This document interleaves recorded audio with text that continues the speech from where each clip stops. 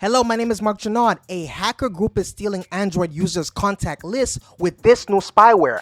I'm going to talk about the capabilities of this spyware and how to protect yourself from it.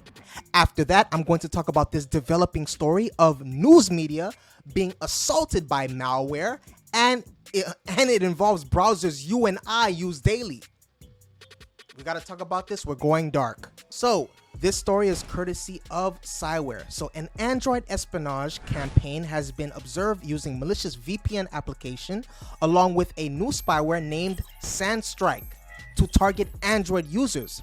This VPN app is being distributed by social media accounts with materials having attractive themes based on the targeted religious community. Here is the meat of the campaign. According to Kaspersky's researchers, SandStrike, which is the spyware, adversaries are focusing on Persian-speaking practitioners of the Baha'i faith, a religion developed in Iran and parts of the Middle East. They are using Facebook and Instagram accounts for Android users, having more than 1,000 followers and misleading them to an attacker-controlled Telegram channel. This channel would provide them with links to download and install the booby-trapped VPN application to access sites banned in certain regions. In spite of being designed with a good amount of attractive material with themes based on religion and fully functional genuine tasks, the main goal of this app is to propagate SandStrike, the new spyware. Here are some of the capabilities of SandStrike. SandStrike is highly sophisticated spyware that collects and steals sensitive data, including call logs and contact lists from victims' devices and exfiltrates it to the server. Moreover, it keeps monitoring the compromised devices to keep further track of the victim's activities, if you're using Android. So here are some security tips that can protect you from SandStrike. SandStrike spyware and malicious VPNs can enable cybercriminals to access devices and exfiltrate sensitive data.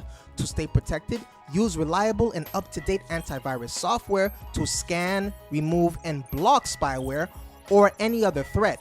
Use trustworthy VPN services and improve defenses, particularly against attacks from nation-state adversaries.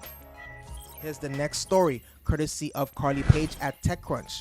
Crime group hijacks hundreds of US websites to push malware. This is not a good thing. A cyber group has compromised a media content provider to develop malware on the websites of hundreds of news outlets in the US, according to cybersecurity company Proofpoint. The threat actors, tracked by Proofpoint as TA569, compromised the media organization to spread SOC Gaulish, a custom malware active since at least 2018. The media company in question is not named, but was notified and is said to be investigating. Sherrod DeGrippo, Vice President of Threat Research and Detection at Proofpoint, tells TechCrunch that the organization provides both video content and advertising to major news outlets. DeGrippo added that 250 U.S. national newspaper sites and regional websites are affected, including media organizations serving Boston, Chicago, Cincinnati, Miami, New York, Palm Beach, and Washington, D.C., major cities for media. It's unclear how the unnamed media company was compromised, but DeGrippo added that TA569 has demonstrated history of compromising content management systems and hosting accounts. The SOC Gaulish malware is injected into a benign JavaScript file that is loaded by the news outlet's websites, which prompts the website visitor to download a fake software update. In this campaign, the prompt takes the form of a browser update for Chrome, Firefox, Internet Explorer, Edge, and Opera, some of the most popular browsers. If the victim downloads and executes this fake update, they will be infected by the SOC Gaulish payload, said DeGrippo. This attack chain requires interaction from the end user at 2 points: accepting the download and executing the payload.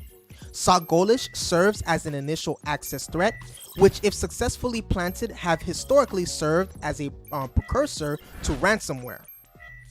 According to Proofpoint, Ransomware is something that we don't like. They take our data, they encrypt it.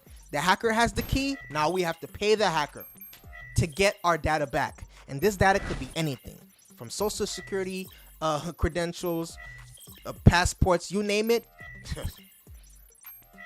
All right. So back to the story. The threat actor's end goal, the company says, is financial gain. So these are some of the worst kinds, which are the hackers after financial gain, because they'll stop at nothing. So those were your two stories. Thank you for your viewership. Please hit the notification bell. Please hit the subscribe button. Let me know what's your opinion on these two matters. Stay safe. I'll see you on the next video.